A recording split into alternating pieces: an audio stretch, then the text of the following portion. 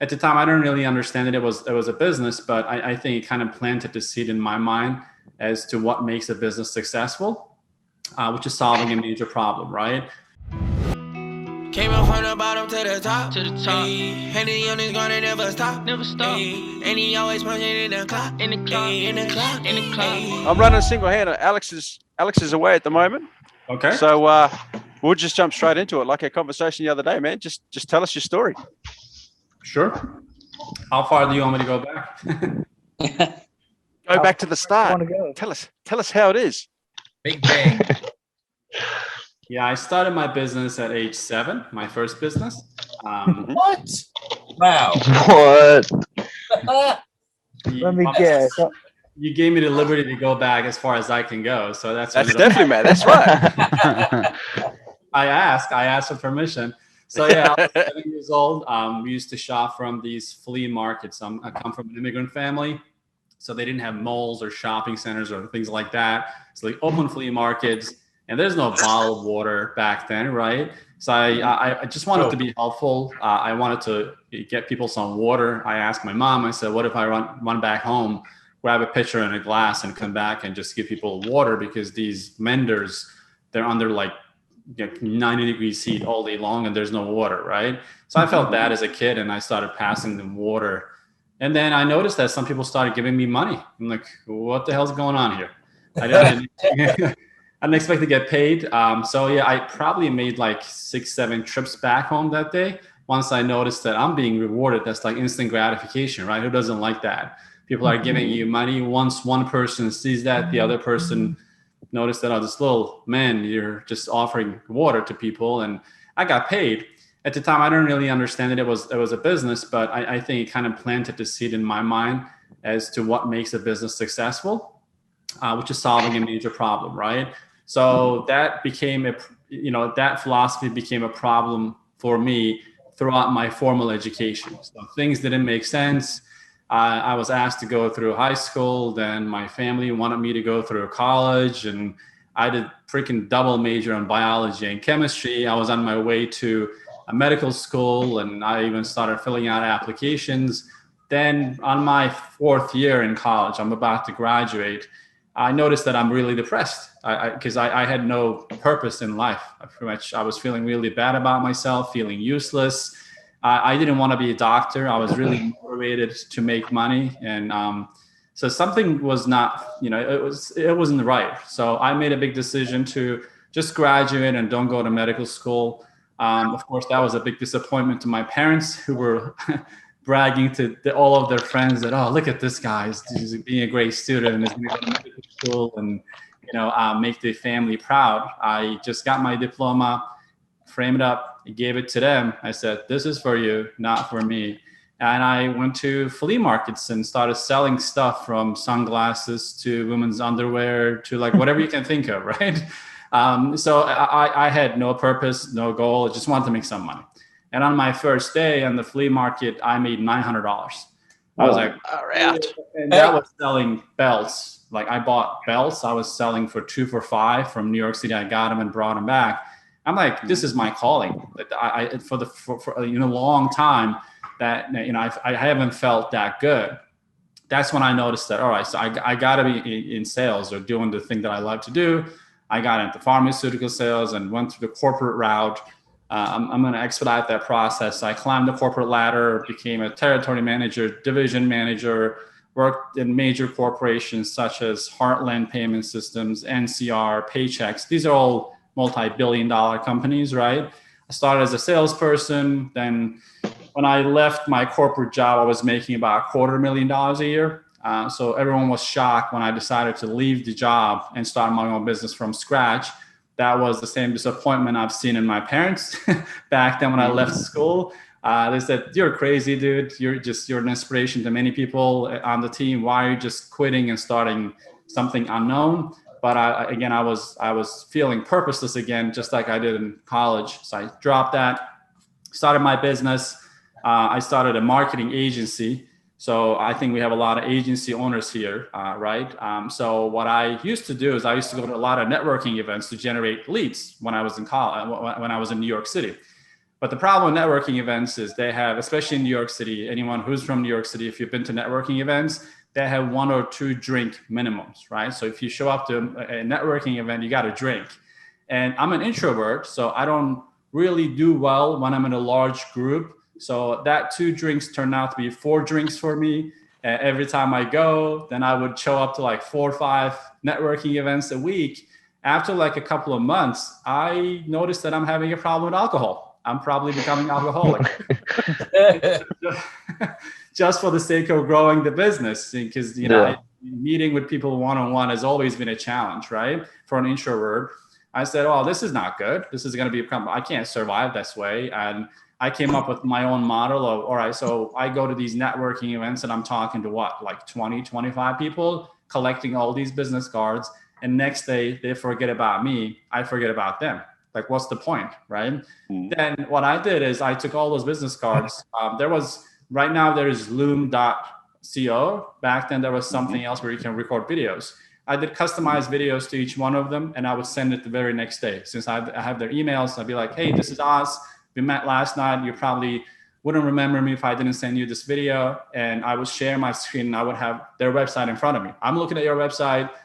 There are a lot of things that are wrong with your website. Let me walk you through it. Blah, blah, blah. Just go through 10, 15 steps. Just wanted to send this over to you. You can take this over to your designer. But if your designer hasn't fixed those, well, that's your problem. We can do that for you. Meanwhile, I looked at your local geography. We can put you in front of these like 100,000 people for your pizzeria, whatever service they're offering. So that had a massive conversion rate, more than I can handle. So I took my agency from like $5,000 to $50,000 per month in recurring revenue. And that model broke because when you scale an agency, the biggest problem is the scaling, right? So you run out of time and you need to constantly add more people to your team. And then you got to take care of the customers who are paying you on a monthly basis. And I started taking on coaching clients. And guys, feel free to stop me, since because, you guys told me to start from the beginning. I keep going on and on. If something is not making sense, if you want to chime in, just go ahead. Bro, you're an introvert. Yeah. We're at the end, Oz. We'll do a Q&A. So yeah, awesome. We'll just listen to you. Sorry, man. Yeah.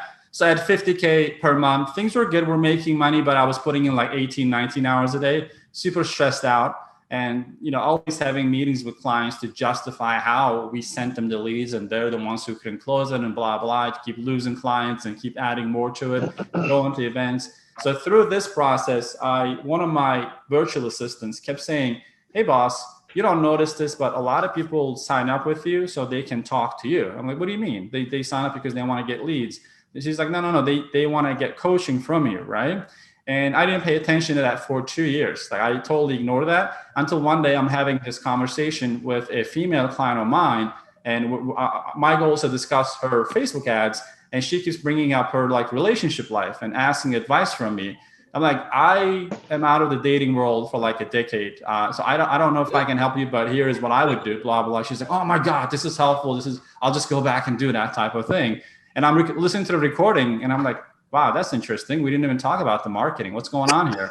I go back to other recordings, listen to that with my other clients too. It just ends up a lot of coaching and general stuff. So they're usually like, yeah, we'll keep spending money with you, but dude, how do I do this? And what do you think about this? And what do I do in this situation type of thing? So it wasn't like a marketing management. It was more like coaching.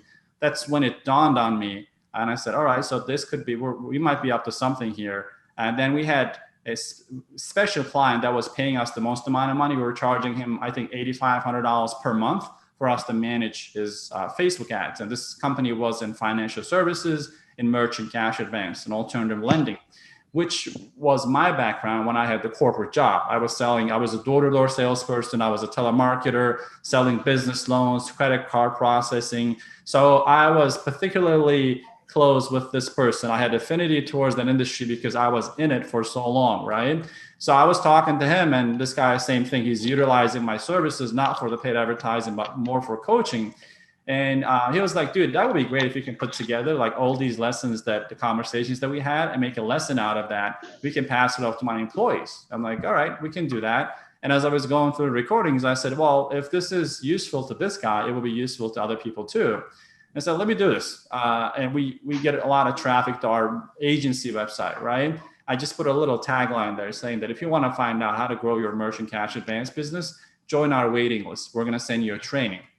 And within like, I don't know, a month or so, we had about 500-600 people on that waiting list. People gave their email and address and phone number and everything. So I put together the sample training and I said, all right, guys, we're launching this. This is not free. This is going to be like $497 if you want to get in. And I just did that email blast and I left for Florida for vacation. And I didn't check my email. My phone was off. The next day I found out like 38 people bought it, like from that just one email. They just bought it like that. And I was getting emails right and left. Oh, I can't get my login. Where is the training? Did you just take my money and didn't give me anything? People were freaking out, right? While I only have like 2 modules of the training because I honestly didn't think anyone was going to buy it, right? So I just got caught up with everything, took a day off on the vacation, just reached out to everyone, gave them access and told them, hey, the remaining of the modules will be live, which is the biggest lesson that I learned through a mistake is that when you're launching your course, if any one of you guys are thinking about this or doing this, you never want to put together the entire thing and launch it. You want to launch it as you're doing it because, feedback is super important from people who buy from you. What you think is important for them might not be so. You want to hear from them, right? A lot of times you make the mistake of thinking that we know what's best for our customers. That's bullshit, right? Not always. So you might have an idea what they might want, but the best thing is to hear from them. That's exactly what happened through those live sessions as we're building, this course with the people who bought it. It evolved into something else altogether. And I created 6 modules out of that. Then we did a relaunch. And that's, when we started getting consistent sales. We started out with like 3 people buying the course at $1,000 a week. Fast forward to today, we have close to 200 video testimonials, thousands of screenshots, and normally we bring on about 200 people through our course every single month. So that jumped our revenue from the agency days of $50,000 per month. Right now we're averaging $450,000 to $500,000 per month in revenue. That's on the coursing, on the course and coaching.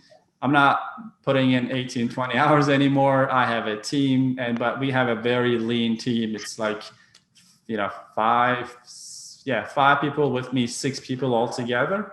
And then we try to automate as much as possible, relying on my marketing background. So that's my story from age 7 until now. Obviously, from this point on, we have a lot bigger goals, and we want to help 1 million people reach $1 million in income. That's a very huge goal. Obviously, I don't know if I'll be able to accomplish it in my lifetime, but that's what certain goals needs to be that big, right? That becomes your mission besides the goal. So that's pretty much our mission to accomplish as a business. And we're working towards that, constantly improving our product. We're following the Jeff Bezos model with Amazon, which is customer centric, not money centric. When you're in a survival situation, you want to make more money. So because you want to survive, right? So let's not BS each other. That's an interesting sound. But but when you go beyond the survival mode, the goal should be customer centric. And once you are caring about your customers, money kind of follows automatically, honestly. So you don't really have to just chase the money, because whatever you chase in life kind of runs away from you. That's my philosophy. So that's what we're focusing on right now. We're currently hiring 2 more people. But yeah, so that's the story. I don't know what part of that was interesting to you or what part you have questions, but I just wanted to give you an overall picture of where we started and where we are right now. Cool. Appreciate that, Oz. Look, guys, who's got questions? If you can put your hand up. So we'll start with Jason George. I think you were the first one, mate. You want to go? Yeah. Very interesting to hear that. It sounds like you're really trying to diagnose whatever the client is looking to achieve, how they're trying to scale, and not trying to be a know-it-all and say, oh, this is what you need, yada, yada. That sounds like it would really work, because it makes the client feel like you care about where they're looking to go and not what you see. What you see can actually be from diagnosing the issue and then putting your feedback to it. I mean, if that makes sense. It does, but it's a delicate balance. So yeah, because people have, misconceptions about their problem, right? So they think this is the problem that as a coach, you need to be able to give them a jolt and wake them up from that excuse mindset, thinking that this is why I'm not succeeding. So you can't always give them what they want, because what they want is not really what they want. It's what they think they want, right? So you got to be able to identify that and separate that. But you're right. You want to give them what will make them successful instead of giving them something you think that's what they need, right? So I made that mistake with the first iteration of my program. When I released it, I thought they just wanted to be a merchant cash advance broker. Well, the goal is they wanted to build a business that can bring income of $10,000 to $20,000 per month in the financial services industry. Merchant cash advance is just a product. So I was being very product focused. I wanted to teach merchant cash advance. Then when I noticed people automatically, once they joined my program, they were looking into other lending options on their own. I'm like, that's interesting. So these people bought from me, but they're actually not stopping there. They're looking for other options. What if I bring the other options into this program and make it more conclusive and tell them, listen, you can become a business loan broker and offer different products. So you're not tied into one product, right? So that expanded our horizon quite a bit, but also helping them understand, for example, one of the biggest problems that we solve, the myths for people who want to transition away from their jobs, Jason, is that when they come on board, they're like, dude, I joined the program because I want to quit my job. And I'm like, all right, so how long do you think it will take for you to quit your job? I'll probably do it in the next 2 years. I'm like, why 2 years? Well, I mean, I got to do this. I got to build my website. I got to generate leads. I got to build my business to like $20,000 per month. I think all of that will take me that long.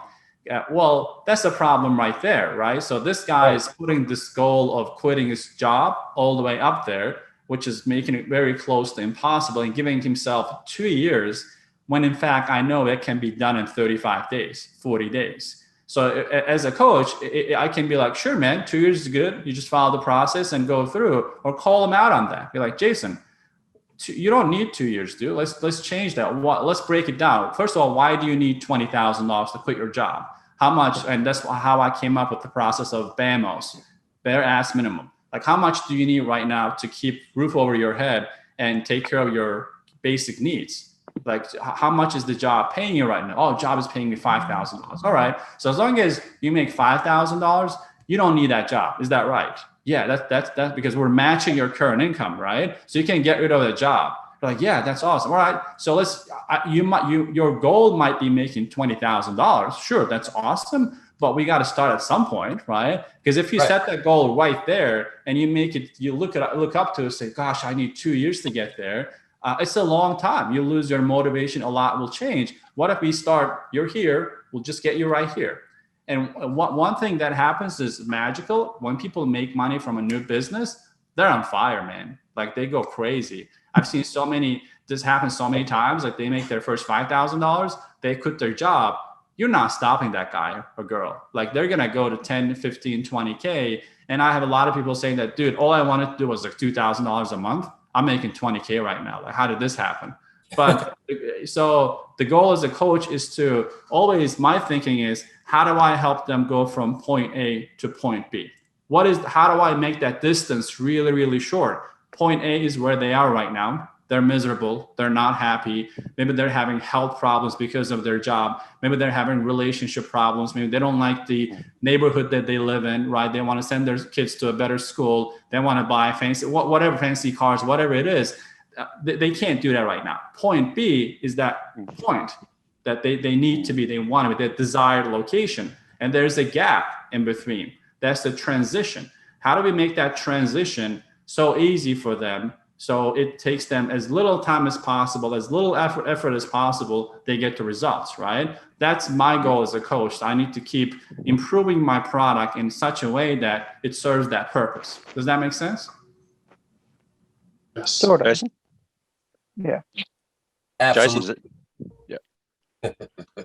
Yeah, there'd be a lot of people in there, Oz, that and even some of the ones from the past that obviously gone through that transition or have been through that transition where they're leaving a full-time job and, not realizing how am I going to survive? I'm currently making whatever it is a month that they make. And they all set goals. Everybody set goals. I set goals. And, it scares the crap out of you when you first start. But obviously the methodology you're using, I'm sure there's a lot of people on the Zoom call right now that can relate to that same experience. That's awesome. Jason Dancer, you want to go next, mate? I think you were next. Sort of. I just want to clarify. Like you mentioned BAMOS, and I'm just translating it into something that I'm going to be honest. I'm new to this.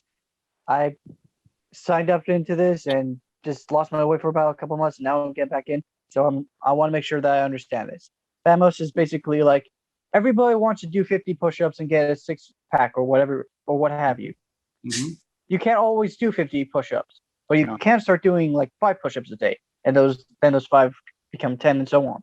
And is that sort of like how you're coaching? Like you want to make sure you can get to the barest minimum and then you can go forward until they eventually get to that big goal, because nobody gets to a big goal instantly. They can take small steps to get to the big goal, right?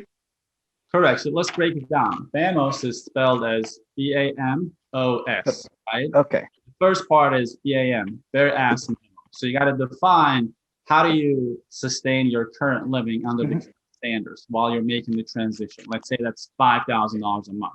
Once you reach that, you eliminate in your life what's been hurting you. Let's say that's a job. Now you've freed up 40 hours a week, right? Then we have the BAM, then we have the letter O and S. O is objective. What's the next step from this point on? Where would you like to be? That's realistic.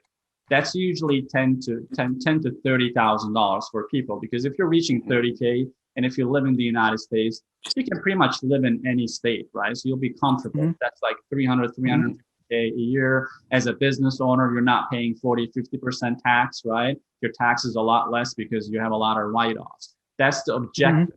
So we have a poster that says BAMOS. So I have my people determine specific numbers for each stage. BAM, what's your number? Let's say it's 3,000. Objective, 15,000. The last letter, S, is stretch. If you had a magic wand, where would you want to be? What's that number that right now you think and say to yourself, dude, that's bullshit. I will never get there, but I'll just put it up anyways. That would be fun to do it, right? So that's usually like 100,000, 150,000. And even if I did this myself back in the day, as I was writing down like 100,000, I was just shaking my head. You're freaking stupid. You're freaking no way you can do that, right? But you still write it down. And we mailed them a poster that's like literally like 3 feet by 2 feet, so they can't miss it. And I tell them to put it up in their eyesight when you're walking in the room, because you can't miss it. You have peripheral vision, right? So if you're spending your time in that room, what you have visually around you is super important. So they write it up. Then when you have that, now it's a big accomplishment in itself, because you chunked up your goals. Like you said, everyone wants to do 100 push-up, but if you without warming up, go try to do 100 push-up. Next day you're gonna hurt so bad that you're gonna hate the word workout. You'll never work out again because that pain. That's usually the problem. People set goals too high, and if they fall from there, it hurts so much that they don't even try again, right? It's like falling from a 10-story building. Well, if you chunk it up, now my first goal, eventually I knew I want to get to 150K, but right now I got to make 3K. How do I do this with this program, whatever program you sign up to, right? Or in our program, that's like 1 customer a month. How do I get 1 customer a month? Then you reverse engineer that. For me to get 1 customers, I got to probably have 4 appointments. So what does it take for me to have 4 appointments? I got to probably get 10 leads. How do I get 10 leads? And if you're just using LinkedIn, for example, that is as simple as, I don't know, sending friend requests to like 20 people a day. Nothing, not that much, right?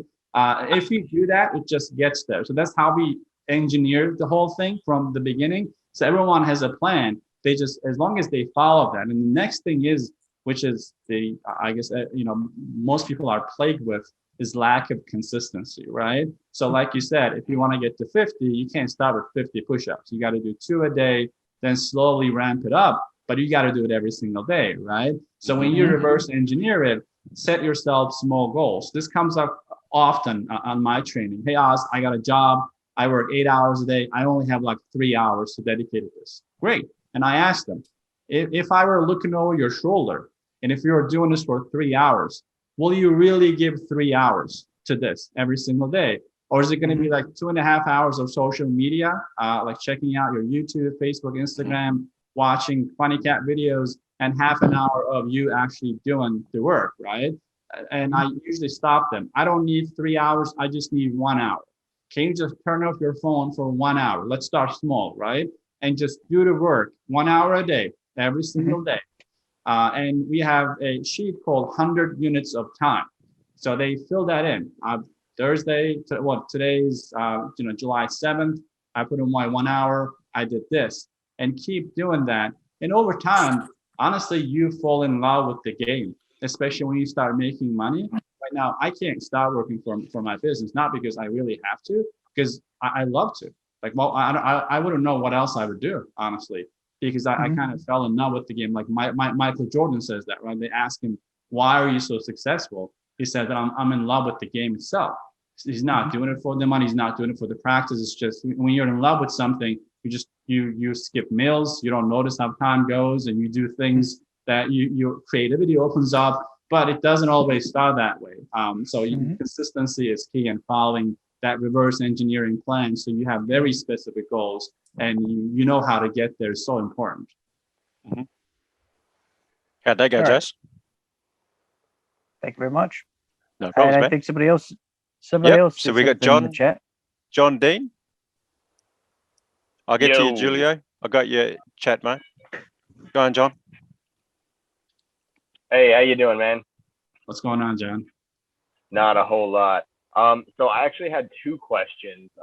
One was, is there a way for me to get in contact with you through social media, such as LinkedIn or Instagram after this? And then my other one is, what is a book that you would recommend reread? Not only reading, but rereading. Yeah, so the answer to the first question is yes. I'm on Instagram. You can just type in my name, Oz Konar. That's my username on Instagram, my tag. You can connect with me there. I check my own messages, although my Instagram is managed by a team. So you can reach out to me from there. The second question is, I read quite a bit, but the book that was most impactful for me is Psycho-Cybernetics. So I don't know the author, but I can pull the link from Amazon if you haven't heard of it before. I've actually heard Cybernetics. Psycho-Cybernetics. That's a book on, is it communication? Is it, Oz? Understanding. Instead, perception, human psychology. It's written by a plastic surgeon. So this guy has done thousands of plastic surgery on people. And what surprised him as a surgeon is, sometimes someone comes up to them and they think that because of the way they look, they're not able to do this and do that. They're not successful. They're not able to find a mate. They can't get a job. And after he fixes that, problem for them, people do not change, and they still have those problems. And it's like deeper rooted that. So they use that as an excuse, but then it wasn't really the case. It fascinates him because he really thinks that he's solving a problem, but notices that, that wasn't the real problem. Then he becomes like a coach to a lot of these people who thinks that, the problem was this, and they come up to him and they just want him to fix it. Just give me a smaller nose and everything will be fine, right? Then he starts coaching them, saying, why do you feel that way, dude? Like, what makes you feel that way? Why do you feel like you're not able to find your ideal boyfriend and girlfriend? Just walks them through that process. And he's a doctor. So that book's talk about like deep psychology of self-image and how that's important. Why it's relevant to entrepreneurs like us is the more you understand other people, the easier it makes it for you to understand them, sell them, service them, coach them, and help them succeed. So as a coach, it's my job to pretty much diagnose what is really happening besides what they're telling me on the surface end. For example, someone comes up to me and tells me, hey, Oz, I've been trying this, dude, but LinkedIn doesn't work for lead generation. That's the surface level problem, right? So what are the odds of LinkedIn not working for lead generation if I go with that excuse, right? It's almost impossible. Millions of people are generating millions of dollars every day through LinkedIn lead generation. So this person is saying LinkedIn doesn't work. So if I don't understand what's happening behind this, I'll be like, I'll try to justify, oh, LinkedIn is being used by so many people. It's working. It's you who can't do it. You're a loser. You suck, right? That's one approach to do it.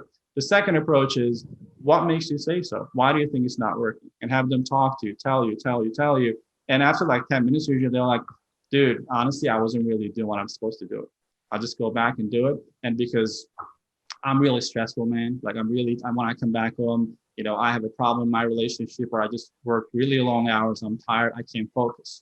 See how it switched from LinkedIn not working to I can't focus because I'm tired? Because we all wear these masks, right? So we have this defense up. So you have to learn how to ask layers of question to get to the real reason. And books like this help me understand how to do that properly without offending the other person, without turning them off, and asking the right questions so they can tell me what's really going on. Because if I don't know what's really going on, I can be like an egoistical maniac and be like, dude, you suck. Just go back and watch the training again and do LinkedIn. But if you get to the bottom of it, of the problem, we connect with that person at a deeper level. Now they appreciate that you took the time. You're probably the first person in their lives who did that, right? Because think about your friends. Your friend comes up to me and they'll, dude, I'm upset, man. I don't like this. And most people do not know how to respond to that, right? They're like, all right, let's go drink, let's hit the bar, let's talk about it. That's like the response you'll usually take.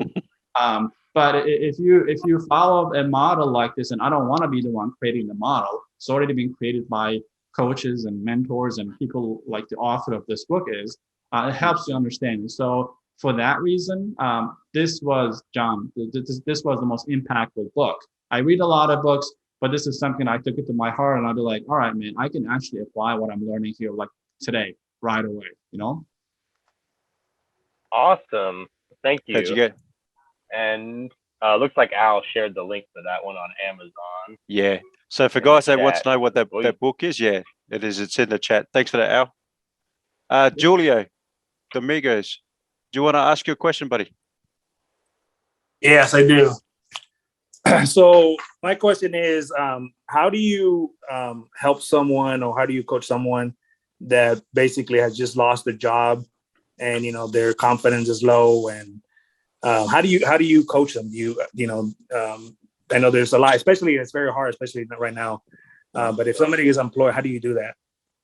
I want to find out what their why is, right? So people will do crazy things beyond our imagination if they have a strong why for why they're going to do that, right? So I ask that question a lot, which makes a lot of people uncomfortable. Someone asks me a question, I'm like, why are you asking this question? What's causing for you to ask this question, right?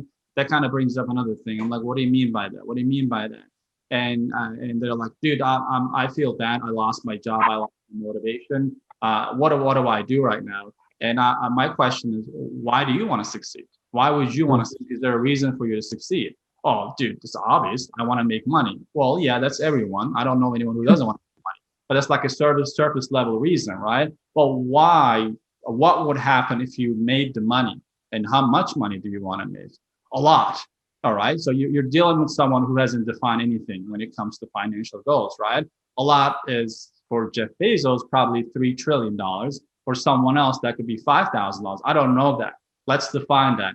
That would be awesome if I can make 10,000. Okay. Imagine you had 10,000 right now, what would you do with that? Because if you cannot have someone picture themselves in the situation that they want to get into, it's very difficult to have them accomplish that. So I want them to imagine in their mind what would their lives would be like if they're in that situation. Because I know a lot of times it's not about the financial goals, right? You got to find out what moves them, what motivates them. If I can unlock that, it's a lot easier for that person to move the mountains. I once had this person just literally cried on the phone with me. So I used to do my own sales calls when I first launched the program. I jump on the phone with this guy and he's like, yeah, man, I want to get started, but the finance are tough. I'm in a tough situation. I'm like, all right. So what do you want to talk about?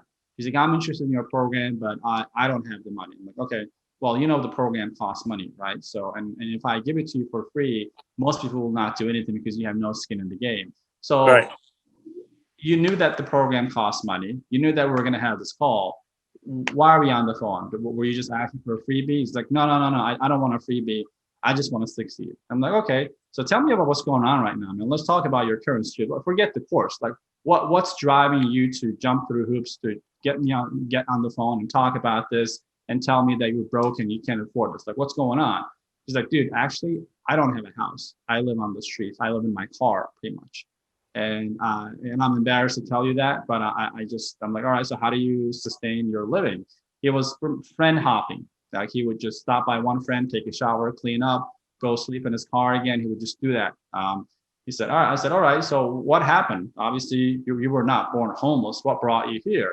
He used to be a high-level manager at a corporation. He was married, happily married. Then he had a massive health problem. Then he lost everything. He lost his job. Then he had to fly all over the place to find a cure for the health problem that he has. He lost the money. Then he broke up with the wife, and she got divorced from him. So he was all by himself, and the court took his home from him. All he had was a car, right? So by finding out who he was in the past, I knew that he was a winner. At some point, he was very successful. So we're dealing with somebody who had some level of misfortune. So this guy is going to find a way to get back on track, right? So as I was talking to him, I noticed, and so I'm like, dude, you're a strong guy. You're going through some tough times. So you'll figure this out. My training can help, but you'll have to figure out how to join this, right? And when I reminded him who he was, and we had a very detailed conversation, 2 weeks later, he signed up. And I was shocked, honestly, right? Because I was even afraid to take his money. I'm like, this guy is homeless. I felt almost bad, right? And he came back, he jumped on one of the weekly calls that we had for our community. He's like, dude, that call was amazing, because everyone usually just feels bad for me. And Oz was like, tell me about your past. What brought you here? And we reminded him his why. Why is he doing this? He likes to win, right? He likes to make, he likes to run a company. So he borrowed money from people. He built this business through his friend's house, Dunkin' Donuts, McDonald's, wherever he can find internet, like on his phone, built it. Right now, he's, I think, in early 60s. Like, this guy is not familiar with technology or anything like that. He has 14 employees, and his company is doing like $80,000 per month. This is all within 1.5 years, right? So going back to your question, you have to find out what this person's why is. A lot of coaches just take the first answer. Oh man, I want to make more money. Awesome, we'll help you make more money, buddy. Let's go make that happen. That's not the real reason. Of course, they want to make more money, but why? Is it because they want to live in a better neighborhood? Is it because they want to buy this dream car? Because they want to help their mom, right? Maybe dad passed away and they want to take care of mom. Maybe they want to, I don't know, create passive income. Like, there's always a stronger reason than just want to make money, right? I grew up in a pretty poor family. Obviously, money was a priority, but my biggest thing, I'm driven by fear than pleasure personally, right? Some people are driven by pleasure. I'm driven by fear. The fear of going back to that world where I was poor and my father had to take off because we didn't have money. As a child, that's devastating. Your father has to leave you because you don't have money. He has to go work in another country to make money, right? So the feeling I associated with money was quite evil, because money took my father away, right? I had to face that reality. So now my why is that, well, people might not like it, but it is the fear of being poor again. I never want to go back and be poor. That fear is so big that I would just work harder, build businesses, build my cash assets, buy more properties and all that stuff. So that's not a common why you would find from people, right? But if someone will uncover that motivation, open the Pandora's box, and boom, I go, man. No, nothing can stop me, because someone reminded me what I'm made up of and what I can do. That's the only way to motivate. I don't care about the situation they're going through. People go through tough times, right? So right now is a tough time for a lot of people. Whoever you guys are coaching and talking to, just intend to understand their situation. And in sales, that's called release or attachment to yes. When you're selling something, a lot of times we attach to we just want to close that person so hard that we get him, right? If you attachment to yes and try to listen to that person, they beg you to sign up, honestly. I hear that all the time. how do we get started, man? Just sign me up, buddy. If you're hearing that, that means you're intentionally listening to someone instead of memorizing some closing tactics and closing strategies and how to close somebody so hard that they can't even breathe, you know? Okay, perfect. Thank you. Appreciate that, Oz. That's powerful. Prophet, you got a couple of questions, buddy. Do you want to have a chat? Where's Prophet? Okay. Hey, I'm all late, Freight. I thought my hand was up, but it was somebody else, and I just touched on it. But All good, buddy. no, I'm with that same thing. It's like that fear isn't a negative thing. And you said that, I was just trying to write it down, but I appreciate that part. It's the people's whys are multi-layered. Mm-hmm. And how you were saying it's just the fear, and then some people take fear. But yeah, I got the same thing. I don't want to be poor again, or have to tell my kids that I did anything less than what I'm doing, or giving up or staying average, and that's what keeps me coming out the same way. Eventually we'll get there. That's powerful, right? So you don't want to be embarrassed in front of your kids, and 20 years from now, thinking that my father was a great guy, but I don't know, he was kind of average. Yeah, I don't want that. Be like, he's cool. Yeah, I appreciate that you said that too. Is it? Yeah, I didn't have a real question. I was just writing all the notes. Sorry. No problems at all, Prophet. I think we got, is it Nate? Nate, you got a question there, mate? Yes, sir. Hey, how's everybody doing? Good, man. Good. What's your question for us, buddy? All right, so I just hopped in here, so I don't know what's really been asked or whatnot, but I just got a cool question for you. So what is your what would you say the key to success is? What would be your most important thing and how you got successful? What's the key to it? There's a lot, obviously, in layers, but one thing one is taking imperfect action, right? Don't wait for the perfect moment. When you find something, just take action. Like I watch so many people succeed and fail, and I keep asking myself, like, what is this person? Well, they go through the same program, right? We're teaching them in my business. We're teaching them how to become business loan brokers, and some people just, knock it out of the park, like so fast. And I've seen hundreds of people do that, and one common denominator in all of them is just they take imperfect action. They don't wait for anything. They don't wait for anybody. Like this one dude, he was like a skeptic, super skeptic, right, about everything, even though he wanted to talk to me in person, and I jump on the phone with him. He's like, how do I know that you're not like a robot or something? Like you're a real, that's how skeptic he was. He didn't even think that I'm a human being, right? I'm like, we don't have to do this, but just don't sign up. Why are we going through this problem? Just don't, no one's begging you to buy it.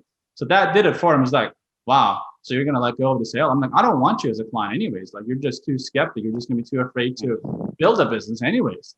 That was his, like, we hit a nerve there. He got so pissed off. He signed up, and within 1 week, he got his first client. And I got him on the phone. I said, dude, what happened? He's like, I'm angry at you, man. You called me out. Like, normally, builds authority on these calls, and I just call on everyone. Everyone kind of tries to make it up to me and kiss my ass. And you're like, dude, you don't have to sign up. I don't like you anyways. I don't want you to sign up. So you probably won't be successful anyways, right? And he didn't even go through the entire training. He was so fired up. He called his mom. He's like, Mom, I'm starting this business. I'm going to be funding businesses. And Mom's like, all right, son, just calm down a little bit. We can talk about this. Call your 10 friends and tell them that I'm lending them money. And Mom did that. And I think one out of the 2 people that he interacted with, he funded the deal. It's like, see, I can do this business. I'm like, awesome. Now go back and do it 10 more times. He's like, all right, man, I'll do it. And he hangs up. So people are different, right? But one thing that applies to a lot of people is just that imperfect action, where people are waiting for the right time. And we've seen this through a pandemic. Like, we would get phone calls, my sales team, hey man, we're in the middle of a pandemic. Is this the best time to start a business? This is pandemic first started. I think this is going to be a pandemic. Is this the best time to start a business? Now pandemic is almost over. Hey, pandemic is almost over. Is this the best time to start a business? I was in business back in 2008 when the recession hit. People were asking if they wanted to start a business, if it's the right time or not, right? But people who succeed is, you got to do your due diligence, obviously, but just if you see something that you like and want to do it, just go do it. Just don't, people overcomplicate things. Like, if someone is telling you just talk to 50 people a week, sometimes people go, well, how do I do it? And I'm like, we give you the training, but honestly, if you were working for me, my answer would be figure it out. Just figure it out. That's what an entrepreneur is. I mean, that's like an employee mindset to ask for a resource for everything, right? You tell an employee, go do this. They're like, oh, do we have a CRM? Do we have a marketing piece? Well, what am I going to tell them? Do you give me a script? Do I get a manager? What time do I get off? Do we get happy hour? Do you have President's Club? Those are employee level questions. Entrepreneurs do not ask that. You tell them something, they just go do it. They figure it out. I wasn't given a recipe. Like, and most entrepreneurs that I hire coaches all the time, but that's like the main difference. Just take action when you believe in something. Don't let it go. Don't keep questioning yourself. That happens a lot. We question the program that we bought. We question ourselves. We question the economy. We question the world. We question, I don't know, the current authority, the president, politics, everything. Then time flies, man. Like 5 years, 10 years go by and you're still at the same spot. Like, you're not going to find a perfect moment. Just go do it.